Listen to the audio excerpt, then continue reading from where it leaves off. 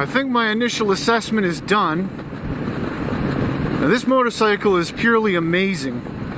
But I'll tell you one thing, my KLX, I've got no chicken strips left on the tires on that motorcycle, and I can go a heck of a lot faster through that twisty section from my last video. Way faster on that little KLX than I can on this giant thing. At one point, I was leaning into a right-hander, a long sweeping one, and I just barely, just for a split second, dragged my heel on the ground. The heel of my boot just went just a little scuff, and I was leaning as far as I felt like I wanted to, knew the bike could handle more, pushed on the bar a little bit, over she went, and just a little graze of the heel on the pavement. And all I could think about with those horrible YouTube videos, the guys doing, you know, the Mulholland Road in California, where it's like photographers and videographers hang out, just waiting for motorcyclists to go flying up those twisty hills. And there's even one guy that's basically got his entire YouTube channel dedicated to watching them crash. And it's horrible, and some of them are horrific. And at least it's not terribly fast road because it's so windy. But then I remember seeing guys on big bikes, like big baggers or big touring bikes, and they're trying to push it, and they'll put a peg down, or one of their bump stops hits the ground and the rear end kicks out, and they just high side over the guardrail and stuff, and woo, sends chills up your spine. And that goes back to what I was saying about the cue I took from a fellow vlogger talking about the link between your brain and your hand that operates the throttle, and how to keep that in check.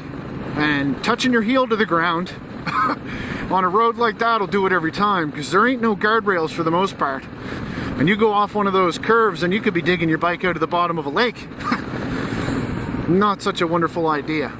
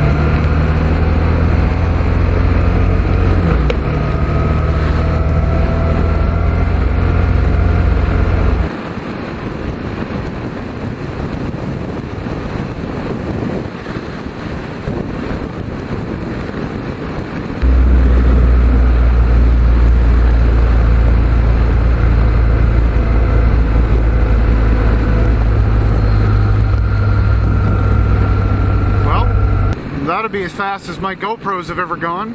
I think it was about 170 kilometers an hour or thereabouts, and it just wanted more. That's just ridiculous.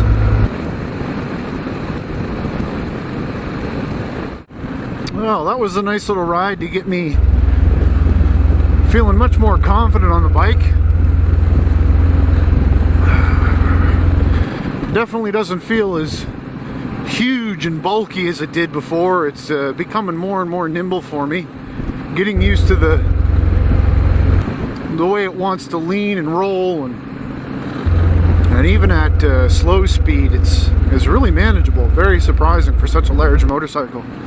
I guess I had low expectations of how nimble it would be, but I guess this is the M90 rather than the C90, which is more of a classic bike. It's got a less aggressive rake in the fork and a few other things that make it seem a little tamer.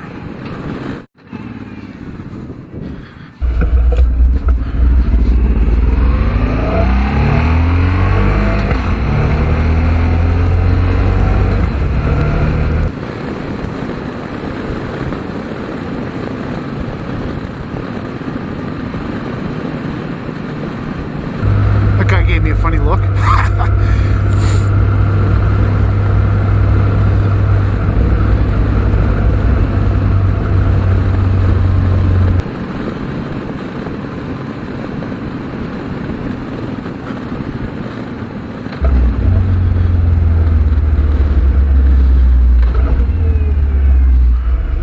Hey, look, there's a C50. I think it's a C50.